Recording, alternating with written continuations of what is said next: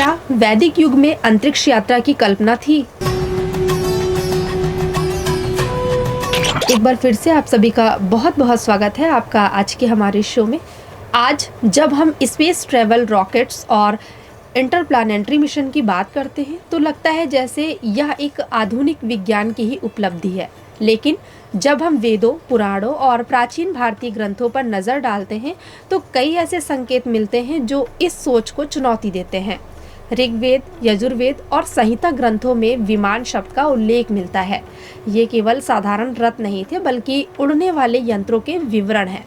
ऋषि भारद्वाज के लिखे वायुरथा विमान शास्त्र में विमानों के प्रकार, उनके निर्माण, उड़ान तंत्र और यहाँ तक कि ग्रहों के बीच यात्रा के संकेत भी मिलते हैं। रामायण में पुष्पक विमान का उल्लेख आता है जो मन के अनुसार गति करता था और अंतरिक्ष में उड़ सकता था।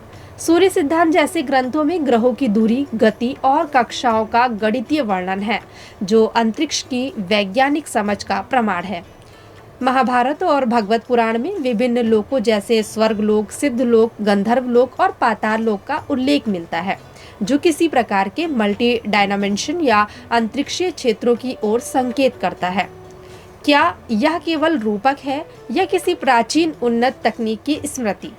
रॉकेट विज्ञान के कुछ प्रारंभिक सिद्धांतों की छाया भी वेदों में मानी जाती है, जैसे ऊर्जा का नियंत्रण, अग्नि तत्व का उपयोग, गति की दिशा आदि। शास्त्रों में अंतरिक्ष यात्रा स्पष्ट रूप से शब्दों में नहीं कही गई है, लेकिन कई विवरण ऐसे हैं जो संकेत करते हैं कि वैदिक ऋषि केवल आध्यात्मिक ही नहीं बल्कि ब्रह्मांडीय विज्ञान में भी अत्यंत ज्ञानी है।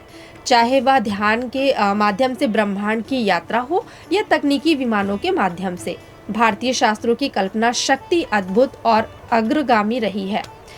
तो दोस्तों, कैसी लगी आपको ये जानकारी? अगर पसंद आई हो तो हमें कमेंट सेक्शन में कमेंट करके ज़रूर बताइएगा। मिलते हैं अपने नेक्स्ट एपिसोड में ऐसे ही कुछ रोचक व अद्भुत विषय के साथ। तब तक के लिए मैं आपसे आज्ञा चाहती हूँ। धन्यवाद।